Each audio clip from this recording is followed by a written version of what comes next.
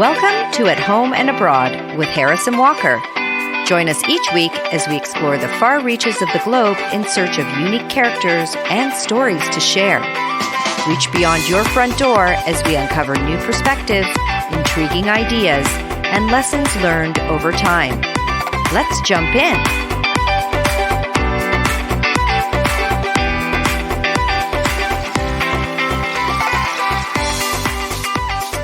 In 2015, addiction disorder researchers from Knox University and the affiliated hospital published a case study which involved a 45-year-old woman who they referred to as Helen.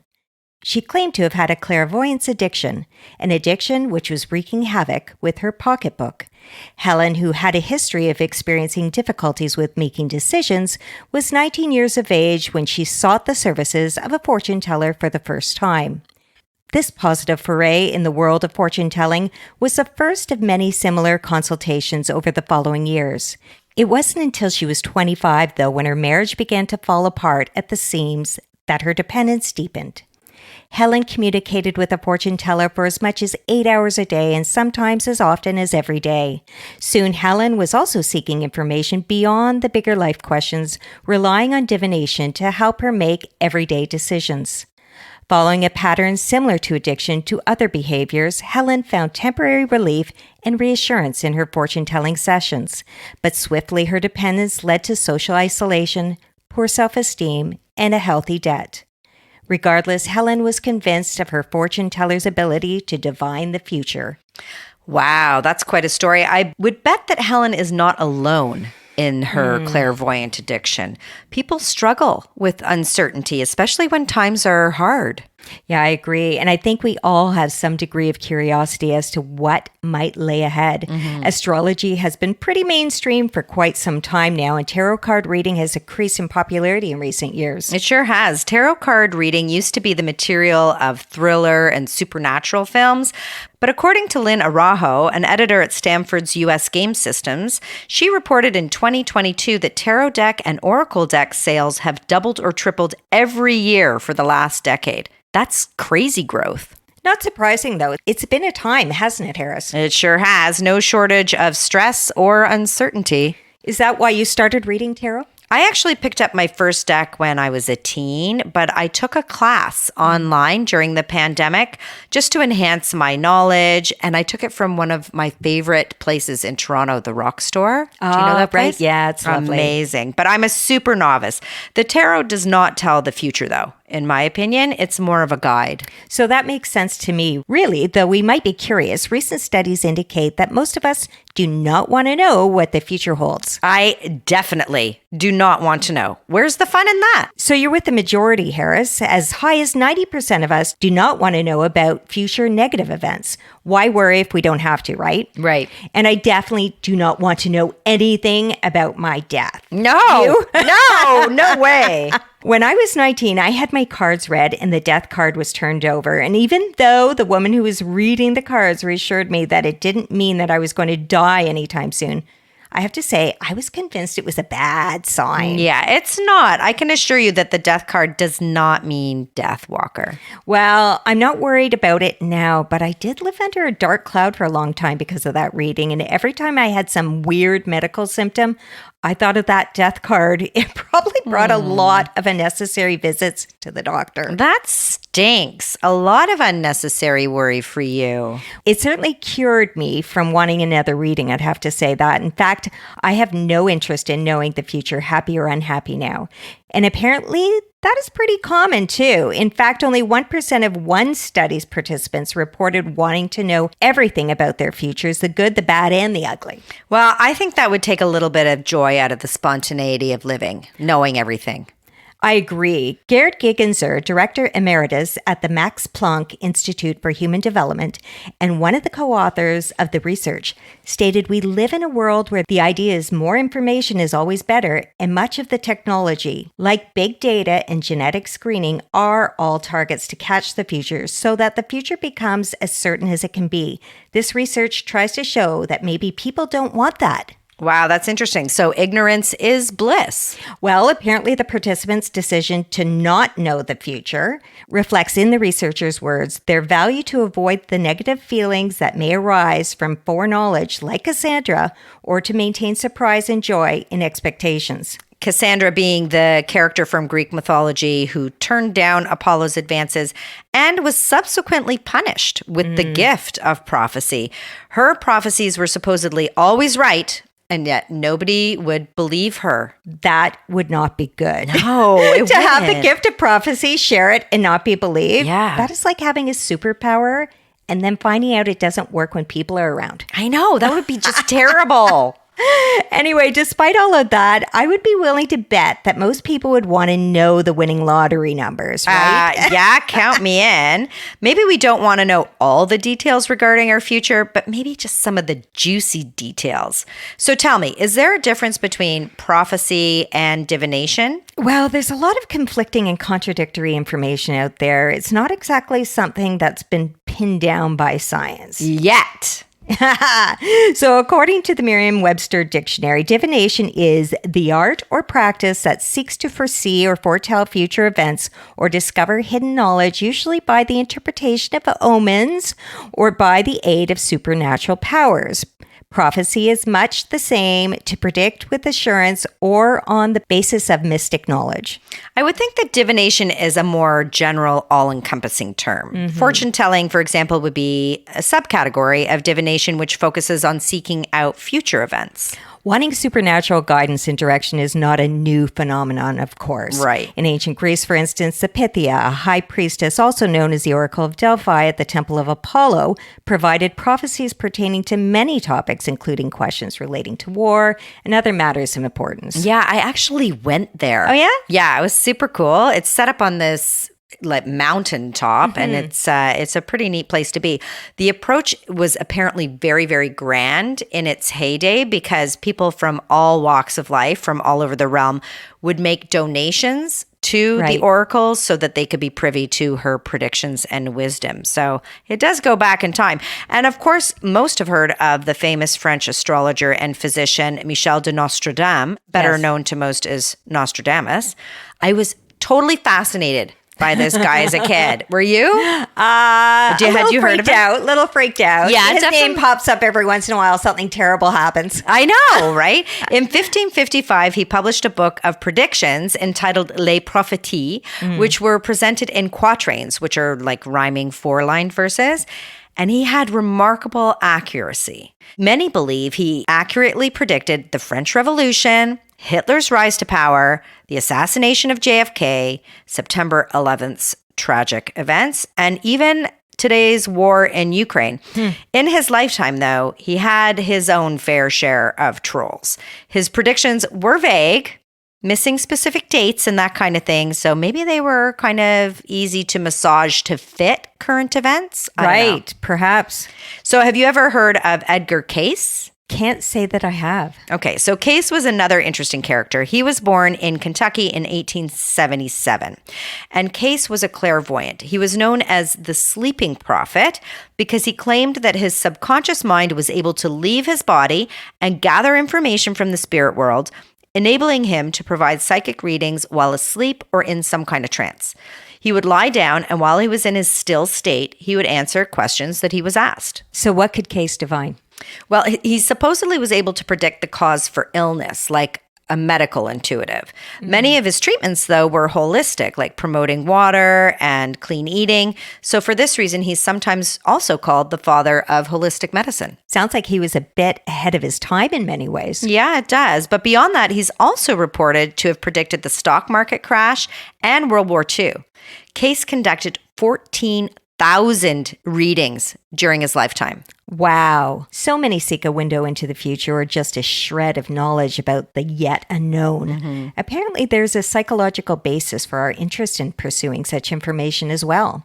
According to David Ropeek, a retired Harvard University instructor and the author on the topic of risk and risk perception, uncertainty is one of the most powerful influences on fear.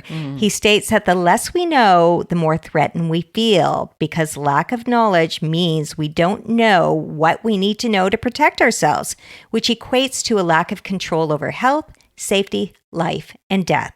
That makes so much sense to me. Mm-hmm. I totally get it.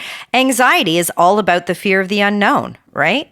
And I would imagine that any kind of reassurance might be helpful. Lord knows there are umpteen forms of divination too, Walker. Mm-hmm. It's really about finding some sort of sense of control, right? Mm-hmm. But seeking answers through divination is not universally condoned or accepted, is it? Definitely not, but perhaps I think it's now more accepted than it used to be. Right. Divination is considered to be an occult practice, and the occult is perceived as a dark path by some, most notably organized religion. Mm-hmm. According to the Catholic Telegraph in the article, Question of Faith, Is Fortune Telling Dangerous?, the church does consider such behavior to be dangerous. The Catechism states that all forms of divination are to be rejected. Recourse to Satan or demons, conjuring up the dead, or other practices falsely supposed to unveil the future. Consulting horoscopes, astrology, palm reading, interpretation of omens and lots, the phenomena of clairvoyance, and recourse to mediums all conceal a desire for power over time, history, and in the last analysis, other human beings, as well as a wish to conciliate hidden powers. They contradict the honor, respect, and loving fear that we owe to God alone. Well, their stance is pretty clear, isn't it? Yeah. And yet horoscopes, tea leaf reading, tarot readings, runes, and more are quite acceptable today. Not nearly as taboo now. As I said, I do read tarot, and I have several oracle decks too. I've had my tea leaves read, coffee grounds read, and more. But one of my favorite follows is our next guest. Chris Reck, who many of our listeners will know as the intuitive tarot reader of Minnow Pond Tarot. Chris has a loyal following of over 800,000 subscribers on YouTube who tune in regularly for his readings. Chris also provides a masterclass in tarot reading, as well as a new offering, Dent Makers, a meticulously designed program that delivers practical tools and strategies for self-discovery and personal growth. Welcome to At Home and Abroad, Chris. I am so excited to talk to you today. Yeah, thanks for having me. Well, let's just get right into it. Now, would you be comfortable in sharing with us your own origin story? How did you arrive at this place of being this celebrity tarot reader? Yeah, so I started, years ago, long time ago. I think I was like 4 or 5. My grandma told me, she got me into astrology. I always say it was her because she told me I was an Aquarius. I'm actually a Pisces, but, that's kind of like how it started. I've always been into weird stuff too. So, I think that kickstarted it. I was pretty young, probably, since I was like 10 at least. I've been into astrology, got into tarot, got into, from there, I actually transitioned from tarot to playing cards. So when I started my channel, I was doing playing cards. I was, in a period of my life, I mean, we can definitely talk about it, where I was stuck for a long time. And I was listening to Coast to Coast AM, which is like, a kind of a paranormal radio station, and they always had this guy on who was always reading playing cards. So I became obsessed with that at that time. And then, since I was stuck, my mom, long story short, one day came into my room and she was like, "Hey, why don't you read cards on YouTube?" And that's kind of how it started. I started that day. You got to always, give credit to the moms. Yeah. They can see the talent, mom right? and grandma. Yeah, there you go. The wise women in your family. Definitely. That's so interesting that you started with playing cards. Is that actually maybe an origin of where tarot cards came from? Yeah, there is a belief that playing cards was like 14th century, tarot cards were like 15th century. So it was, kind of just the next century over. I don't actually know what the truth is. And tarot is really old. So, tarot was just a game before it became tarot. And, so who knows really? I know. It's all kind of lost to the mysteries of time, right? It is. So I am personally a big fan. I have to disclose that for our listeners out there. A huge, huge fan, as are members of my family as well.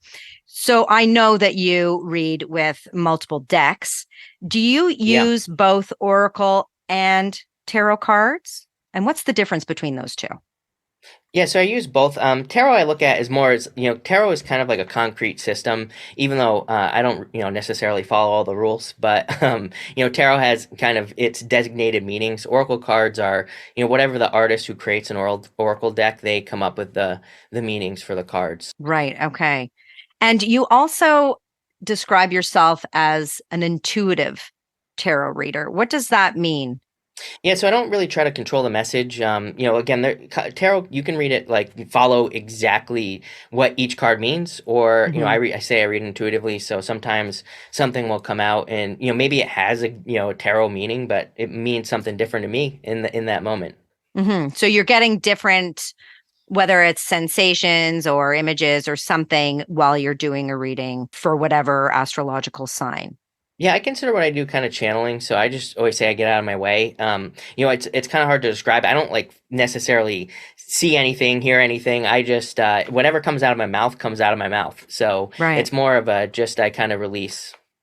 Yeah, and I have to say, having watched several of your videos on YouTube, it does come across like that. The messages are much deeper, I would say, or have a wider breadth than other readers that I've experienced. Well, thank you. Yeah. Some people believe that tarot can predict the future, or they look to it for very concrete guidance. What's your feeling on this? No. To answer your question, I don't think that it does really predict the future. I think it does have, there will be things that come up that you could say are, future predictions. But to me, it's more guidance. I think it's energy to work with. Yeah, your offering is so skilled in that way. And you often say, take it for what it is. Apply it to your life and find the guidance that might apply to you personally. So the second piece of that is, does tarot influence your own life and your own strategies in business or love or? Yeah, so I don't read for myself. If just the way I learned how to read, I don't. So I don't have like people always ask like, can I read for myself? I always say if you want to, I don't think there's anything wrong with it. Just the first few books that I read said don't do it. So I've always just stuck with that. But I definitely follow my intuition with everything else. I always regret it if I feel something and I don't follow it in business and love, whatever. I always regret it later. So. Yeah, it's powerful. Intuition is powerful. So, Chris, Heather actually got me hooked on your readings. And what I love about your readings is how very positive and practical they are. Though you must have trolls with your level of visibility and popularity with the public now. What's your most outrageous feedback or comment that you've ever had? I really haven't, surprisingly, I haven't had anything. I thought about this question and I haven't had anything like super outrageous. I mean, I definitely get my fair share of just the typical, you're a scammer and, all that stuff. But I can't think of like one thing that has really shocked me, Oh, well, that's a good thing. Yeah, it's a good thing. Yeah, right. It is absolutely a good thing. Fantastic. Well, can you tell us a little bit about Dent Makers? This is a new course you're offering, correct? Yeah, so Dent Makers is about making your dent in the universe. It's really, again, like I said, I was stuck for so long. I don't want anyone to have to go through that. I was stuck for 4 years of my life. Wow. Doesn't sound like a long time, but 4 years is a long time for sure. yeah, it's a long time. Yeah, and I was just sitting in my room staring at a wall. So it was like the worst. So it's all about making your dent. Most courses I talk about like coming up with your purpose. For example, they just say this is your purpose, but dent makers is more like this is the dent you want to make and this is how what you can do once you discover it, so it kind of takes it one step further. Well, I think your listeners would be pleased to know that if they're experiencing that, they're not alone, right? Yeah, definitely. There are programs out there, and this sounds really quite interesting and an option for people to look into. So it sounds like you're a constantly evolving force. What can your followers look forward to next? Yeah, so Dent Makers, I'm also Dent Makers. I'm turning it into a brand. So it's not going to just be the course. I'm creating interviews, content, and also I want to create kind of like a knowledge network with Dent Makers. So talking to other Dent Makers where they can talk about how they made their dent, and kind of giving people a place to find guidance. Well, it sounds like a community then. Yeah, it's going to be a community. Wow, we could all do with a little bit more of that then. And so, when do you expect the timeline for that to happen? I think we decided today, November 7th. Oh, so, there we go. Just kind of, I was on a call before this call, and been putting this all together. So it might be November the 7th. I don't want to talk too soon, but apparently that's the day I have to do this. So yeah, we'll be looking for it. We'll be looking for it, Chris. That's amazing. So it's not written in stone, but it's definitely on the horizon then. Yeah, it is very, very close. Yeah. I've been working on this for over like a year now. So it's been a long process.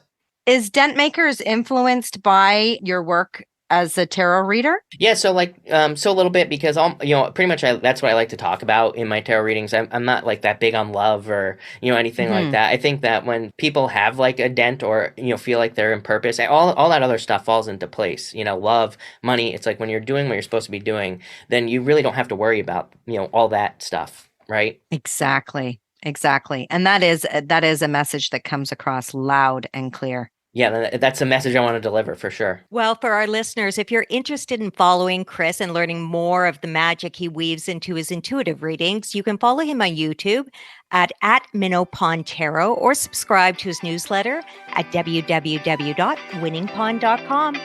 Thanks so much, Chris. Thank you. I love Chris. He pulls no punches, and his readings are so packed full of insight.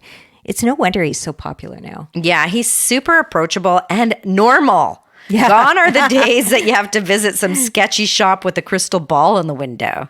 I will say right off the bat, I don't go there. I won't go there. They make me nervous. I know. I think you should just best stick to Minnow Pond. But perhaps you might be interested in some other form of divination too, Walker. What about scrying or divination by throwing grains of corn? Tell me first and I'll let you know. Okay. Well, reflection divination is said to be one of the oldest forms of divination, and it's known as scrying. It entails gaining insights about the future by looking at reflective surfaces of oil or maybe water, shiny stones like obsidian, or even mirrors. And I think you can also scry in flames too. And grain divination also has a long history among indigenous people of Mexico who predict the future by tossing grains of corn, and then that pattern is interpreted. Many indigenous groups in Mexico practice this divinatory art today, though there are variations on how it's carried out. Kernels might be thrown with seeds, crystals, and even archaeological artifacts, often onto a white background. And then those patterns cast can give insight to the people regarding disease, the location of lost objects, and all other manner of things. Now, using corn for this purpose makes sense as it's readily available. Yeah, cultures seem to have implemented what they had at hand. And it's probably why sand divination is performed in the Middle East and in Africa. Sand divination, or geomancy, involves interpreting patterns in the sand. Those that take part in sand divination believe that there's a vital energy in the earth when the sand is tossed. Well, it's interesting how many forms of divination require interpreting some aspect of the natural world. Like the reading of tea leaves, also known as tessiography, tea leaf readers gather information about the future based on the manner in which tea leaves create patterns in your cup. So what did your tea leaf reading bring to light, Harris? Well, actually, all of my readings like that have uncovered one common element. Which is? They tell me that I'm surrounded by angels. Are you calling me an angel? I sure am, Walker. Some say I'm surrounded by guardian spirits. Either way, it always seems to be a crowded room when I'm face to face with a reader. Always a party. I know. And truthfully, it's rather comforting. But don't forget the wine, Walker. We can also read wine sediments too, which is kind of similar to tea leaf reading. And we haven't yet mentioned a very popular form of divination, which is the use of the pendulum. Yes. Yeah. This practice is gaining in popularity too, I think, because I am seeing crystal pendulums everywhere. Pendulum work is associated with the directional pattern a crystal or stone takes based on the instruction of the user. So questions are answered usually on a yes or no basis, depending on what pattern the pendulum swings. So you've done this before, correct? Yeah, I have a rose quartz pendulum. So it sort of reminds me of when you go to a baby shower and they swing the needle over the woman's pregnant belly in order to determine if the baby is going to be a boy or a girl, and the needle swings sideways or in a circle, that sort of thing. Yeah, exactly. It's very, very similar, actually. And as with most things related to divination, there's a process involved. I would recommend approaching this exercise in a quiet space, relaxed, have a clear mind. And you have to first establish what direction means yes and what direction means no. And when you're ready, ask your question. Make sure it can be answered with a yes or no answer, and then just let it do its thing. Neat. I might try that. Yeah. Not scary. Not at all scary. Now, I know we're talking divination and telling the future here, Harris, but I quite fancy psychometry. Oh, is that object reading? Exactly. Cool. You are always heading into the past there, Walker. Yes, I guess I am. I don't want to get all witchy here, but I'm one of those people who believes that our energy imprints on objects. Like, for instance, I feel that a house takes on the energy based on whether the people who lived there were really happy or not. I totally believe the same thing. And we have seen enough houses to know. Right. I recently read an article by Stephen Wagner, which describes the process of psychometry. The idea is really quite interesting. He explained that the psychometrist, who is the person who can perform this act, can pick up on the history of an article. He gave an example of an antique glove. He was able to relate information about the person who owned it and even the experience which the person had while they had the glove in their possession. And get this, how they died. Whoa. Apparently, they pick up on the emotional energy of the person to whom the object belonged. Wow, that is super cool. That might come in handy with your archaeology there, Walker. I know. So, want to try it? Really? I can walk you through the process, and I Okay. just so happen to have an object here. Oh my God. This is so fun, Walker. Let's do it. Okay, the studio is pretty quiet and distraction-free, so I think we're good here. Okay, check. Okay, Harris, sit with your eyes closed. Okay. And sit quietly with your hands in your lap, palms Okay. up, Okay. and make sure you're super relaxed. Okay. Now keep your eyes closed, and I'm going to place something in your hands without saying anything. Apparently, it works better if the seated person doesn't know who's giving the object to them, but we'll skip that. Yeah. Now, I've owned this object for quite some time. Here it Okay. is. Okay. Okay, I'll try not to bump my microphone. The key is to remain still. As images and feelings that enter your mind, say them out loud. Don't think about what it could be. Just state what you're sensing, what you're seeing, what you're hearing, or what you're feeling. And Okay. lastly, don't interpret what you're sensing. Okay. The item will have the meaning to me, not to you. Okay. So the first thing that I felt was that it was an older woman with short curly hair. And something, I don't know, something domestic, like being in the kitchen or something family oriented. I think whoever owned this has passed on. I don't know. And fields. I don't know. Weird. Am I close? Well, open your eyes. What is it? Okay, so let's describe it This for is our really listeners. interesting. So this is like a headscarf. It's kind of like a square handkerchief with pink and green, like a grid pattern on it. So this was given to me 21, 22 years ago. Okay. When I was in the city or the town of Thiva, when I was doing my doctoral research, and it was really stinking hot out, Yeah. and I was studying pottery, and the old women who were cleaning the pottery. Get out. Yes, they didn't like the fact that I was underestimating the power of the sun, and they Okay. were really concerned that I was going to get heat stroke. So they forced me to put this on my head.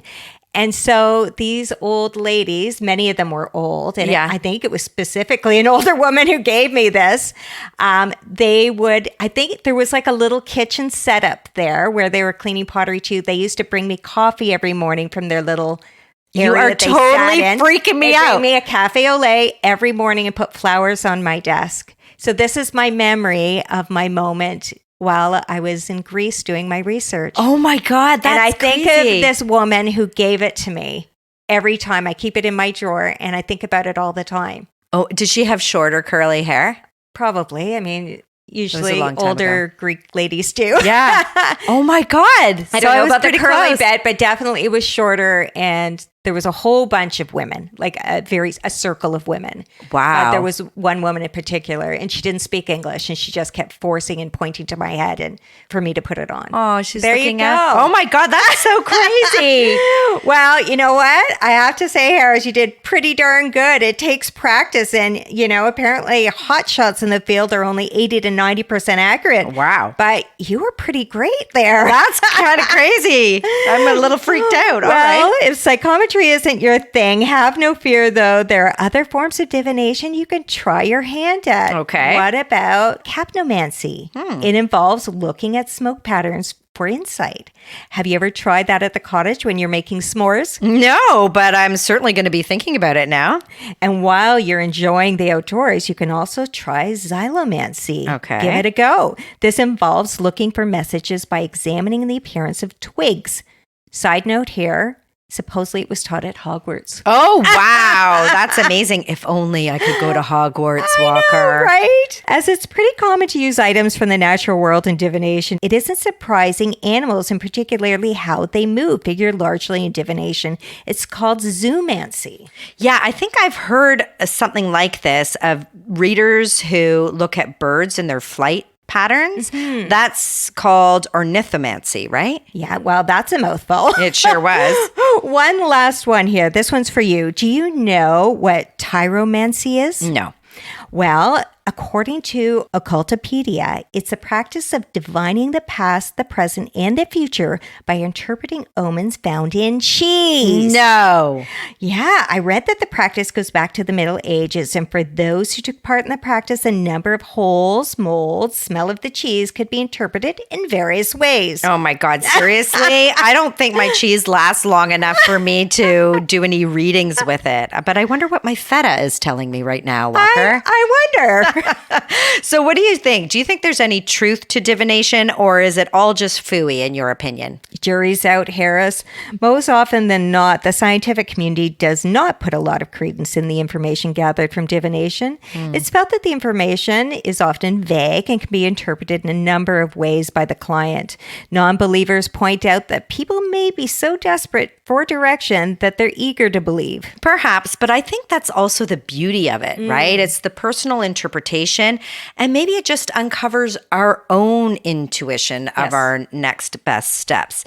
Dr. Paul Thagard, in his article, Should You Believe in Psychics?, states that people are inclined to accept beliefs on the basis of personal goals, what they want to believe, rather than on reliable evidence. This is what he refers to as a mental error, or what psychologists call motivated reasoning. We want to believe what we want to believe. You got that right. This brings to mind the infamous Maria Duval scam. Have you heard of this? I hadn't before the show. Yeah, okay. Fraudsters using Maria Duval's name, who was a celebrated psychic in the 70s, swindled the hopeful out of $200 million. Wow. The scam involved personal handwritten letters promising psychic help at $40 a pop. They were so effective, these letters, because they included personal details such as people's names, ages, and where they lived, and they were also signed by celebrity psychics like Ms. Duval.